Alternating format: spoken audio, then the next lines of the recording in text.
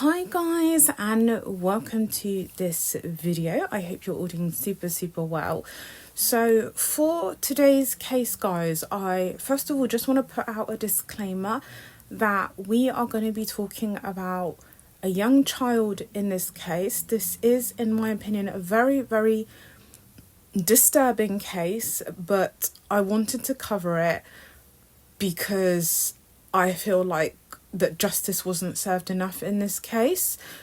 So let's get into it. For today's case, guys, we are going to Afghanistan. Now, I've done a video previously about different practices, I want to say, in Afghanistan. However, I have not actually discussed a criminal case about Afghanistan on my channel, and I was very keen to cover one, because the non-respect of human rights in Afghanistan, especially in regards to women, is absolutely appalling, if I'm honest. I mean, most people have heard of Afghanistan because of the Taliban and all of this kind of thing. So I wanted to really cover this case because it is unbelievable, to be honest with you.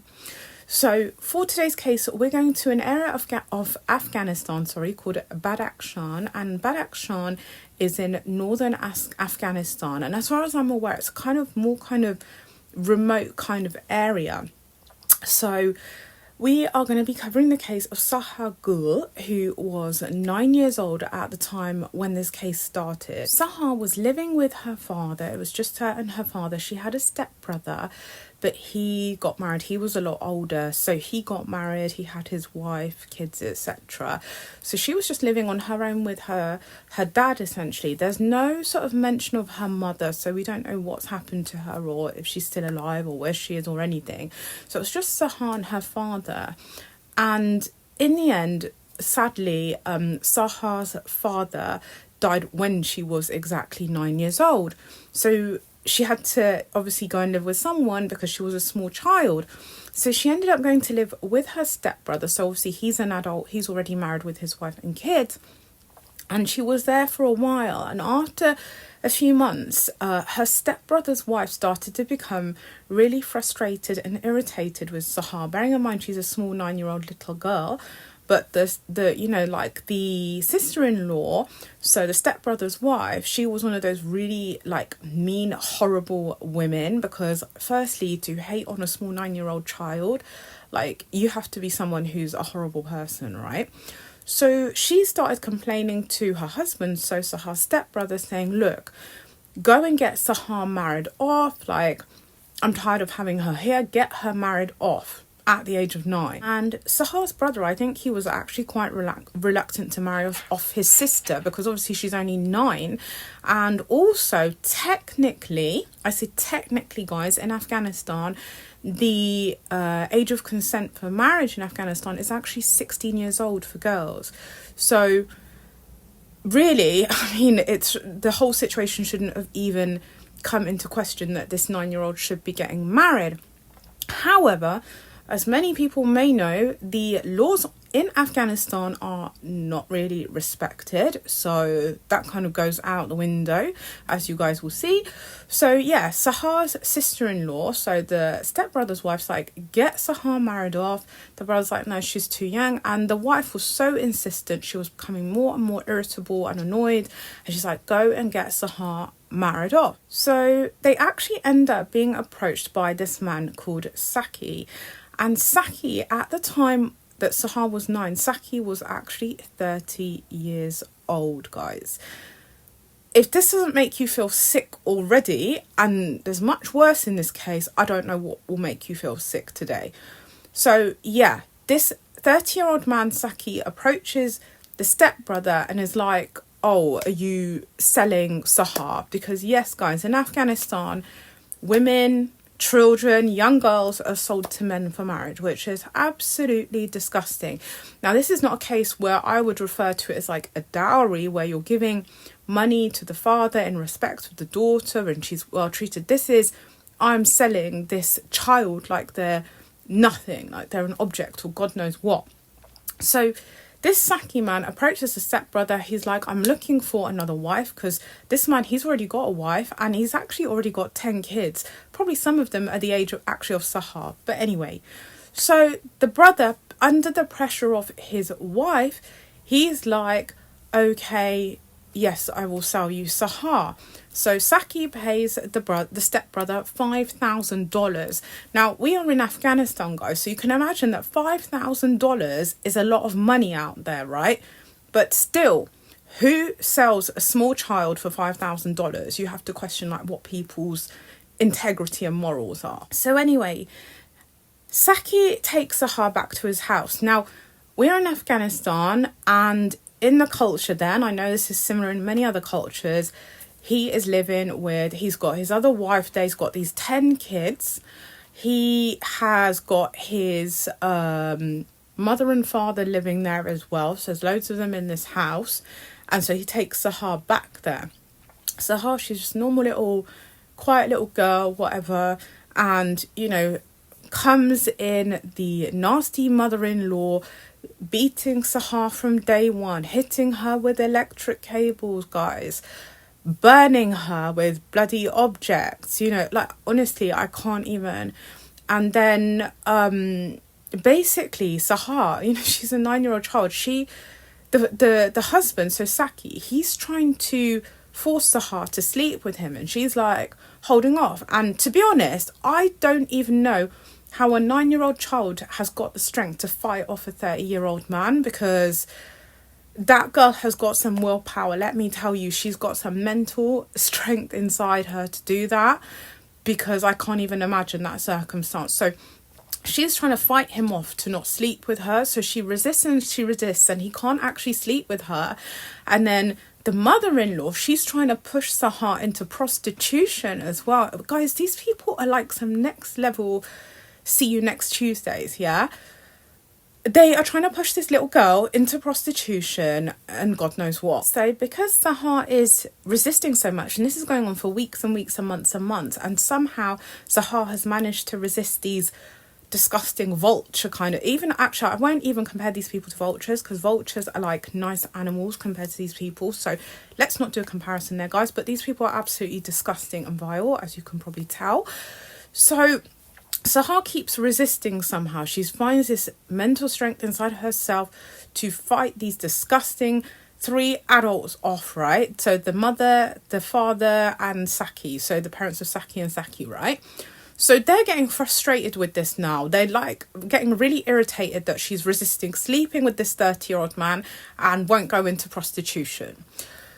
So they decide to come up with another solution. And their solution is to lock Sahar in their kind of cellar of the house, in the basement of the house, and chain her up in the dark on the floor. And Sahar is on some kind of thin, disgusting, dirty mattress, and they're just giving her like a little bit of bread and water. So she's like barely alive, right? And there becomes a point where they're just becoming more and more frustrated. And the father, so Saki's dad, goes down to the basement and he is hitting Sahar, beating her again with these bloody electric cables, and he's burning her. And this psychopath, he bites Sahar's chest. Yes, you have heard that correctly, guys. I'm not even going to say that again because it's so revolting and disgusting. And not only does he do that, and I'm going to tell you guys to skip the next, I want to say 10 seconds of this video for what I'm going to say next, if already what you've heard is too much for you. So Saki's father, after biting Sahar's chest, and when I read this, guys, I had to take a moment for myself. He takes some kind of hot objects, metal objects, and inserts them into Sahar's private parts. I'm not going to repeat those words again, guys, in this video. What type of perverted, disgusting, dirty, revolting old man does this to a 9-year-old little girl? First of all, under any circumstance, I don't care if you're on drugs, if you're drunk, if you're insane, how are you doing this to a 9-year-old little girl? Right? Honestly, guys, to recount this case to you guys, I have to try and maintain my calm, because there are some cases where I get so frustrated, and this is one of those cases. So I'm going to attempt to continue with this case, okay? So they are beating Sahar and doing all these unbelievable, disgusting things to her. Then there becomes a point where Sahar's stepbrother, he still wants to come and check on his sister because she's still very young, you know. So he wants to come and visit her, still check on her. And he brings with him, I think, Sahar's uncle. So on, you know, her actual side of the family, not Saki's side of the family. So the uncle and Sahar's stepbrother, they attempt several times to knock on Saki's family's door to come and see Sahar, you know, to just check on her welfare, basically. And each time, Saki's family, so the mother, the father and Saki, they won't let the stepbrother and the uncle inside to see Sahar. So because these people won't let the stepbrother and the uncle in at all, and this is, time is going by, this is months and months, and then, you know, the years are passing, and when this starts, this is around the year of, I believe, 2009 or something like that, 2008, something like that. And this is going on for years and years and years. Then we end up getting to around 2011, and the stepbrother, he's getting frustrated because he's like, what the hell is going on? I still can't get into the house to see my sister. The uncle's like, what the hell? So they decide to go and try and get some help from the police. And just bear in mind, guys, in Afghanistan, the police are also very corrupt, right? And thank God, literally, guys, God must have been watching at this point, because these police are actually like normal police, like they're actually on point. So I think because it's such a small child, they were a bit like, they were quite panicked as well. So there's two policemen that go back to the husband's house, so Saki's house, with the uncle and the stepbrother, and they're knocking on the door and these people won't open the door, but these policemen don't care because they're policemen, so they're going to force entry whatever anyway. So somehow they manage to get into the house. They find Sahar in the basement, chained up, beaten black and blue, guys. She's got bruises over her face, her body, everywhere unimaginable. The amount of injuries on this child is unbelievable. She's had a broken hand as well, which the mother, so Saki's mother, inflicted on her. So she had a broken hand, and still the mother was trying to get her to do housework and God knows what. So they managed to unchain Sahar now and get her to a hospital, right? So that's the primary important part at this stage. So just go and get Sahar some help, get her some medical assistance. So they rush her to the hospital, and I'm gonna put some pictures up, guys, very briefly, and I'm gonna try to put up the ones that are the least worst images of Sahar, because these images are, I don't want to say graphic, but they're definitely not ones that you would want to see. But just to show you the level of violence that these horrendous people perpetrated on this little girl. So now Sahar's gone to hospital. The doctors are assessing her, and I think they're actually like mortified. And at this time, I think Sahar now was around 13 years old, either 13 or 14 years old, something like this, right? So all her injuries get treated. She gets taken into a women's shelter permanently. She's well looked after. But obviously, let's not forget, guys, these people are still at large. What, like Saki, his mum and his dad, they're still living their best life in Afghanistan. Do you know what I mean? These people are caring about their day. They don't give a shit. You know, this little girl was practically at the door, at death's doors, right? So they're just doing their own thing. They haven't even been arrested yet. Do you know what I mean? Absolutely appalling. So thank God there's this American lawyer, I think she's called Kimberly Motley, and she works on a lot of criminal cases against women in Afghanistan. So she, even though there's lawyers there, she'll step in and further assist the lawyers to push harder on these types of cases, right? So luckily, this American lawyer lady, she was on Sahar's case, thank God. So this case gets to court, right?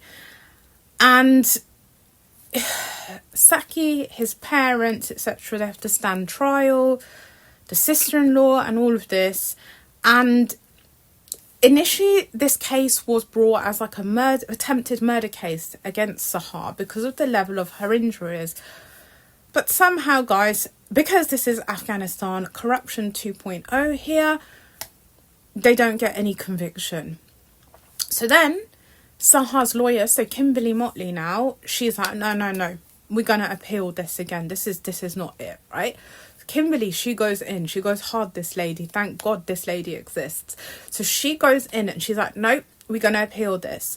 So then apparently they each get sentenced, I think it's to like 2 years or 3 years in prison each or something like that. It's really, really much. I don't even know if it's that. I think it might be just a few months.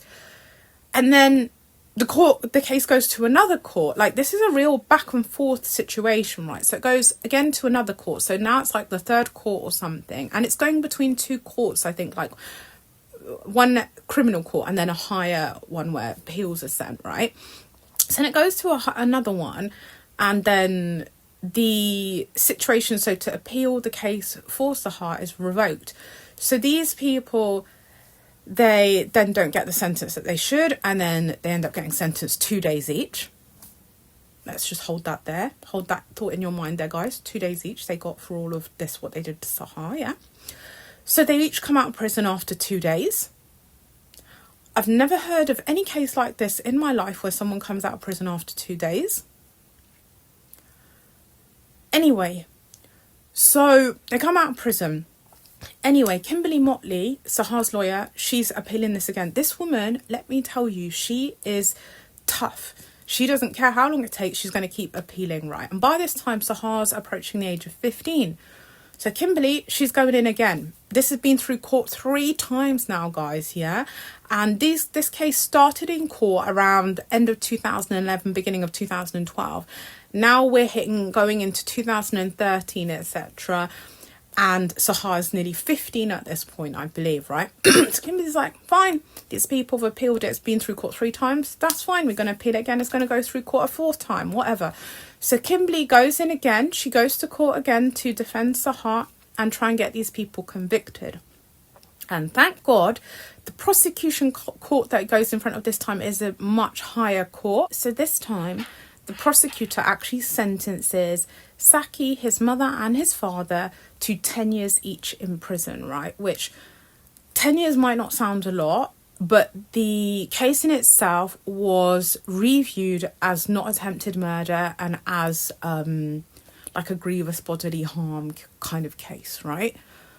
Which is ridiculous because Sahar was probably at death's doors, literally, if police hadn't turned up when they did, right?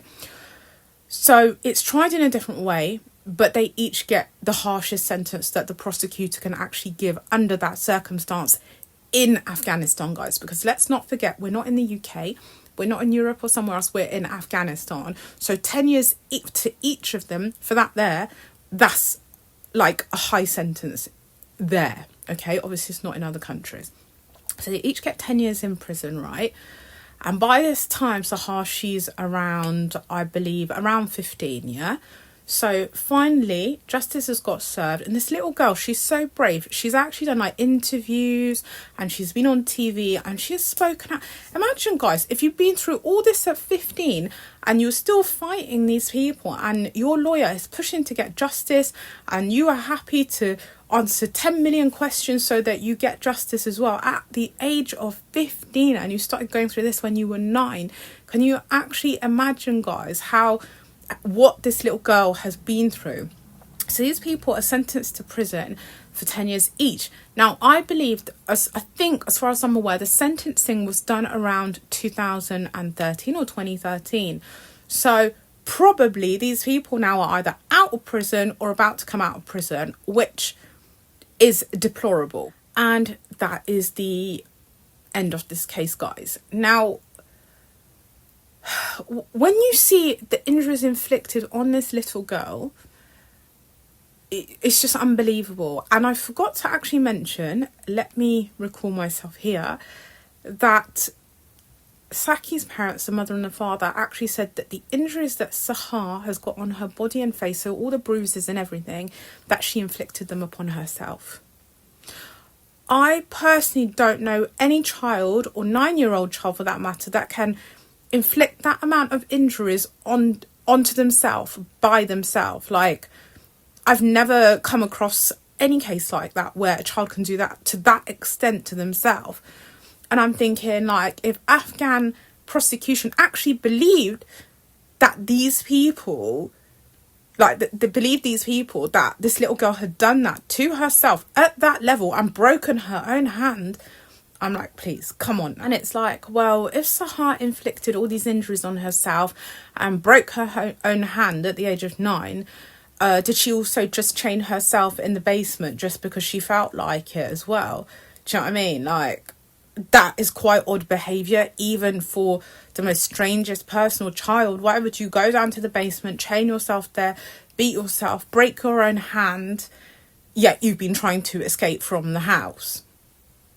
Do you know what I mean? Like, so justice system, Afghanistan 2.0, 3 years to get these people convicted, 4 court hearings through 2 different courts. I mean, come on, like, this is, honestly, I can't, guys. Anyway, guys, I will leave this case where it is because, as you can see, it's getting very frustrating for me because I still don't feel that justice was served actually in this case, because 10 years to each of these psychopathic people for what they've done to this girl. No, I don't accept that. For me, I'll be very honest, these people should have just got death penalty. That's my personal opinion. As always, guys, you are welcome to leave your viewpoints of this case down below. Again, as always, you are always welcome to leave me case suggestions as well. And I always say it now, guys, if you see any updates on this case or in other cases I've done, please do let me know, and I will be happy to look into those if there is any updates as well.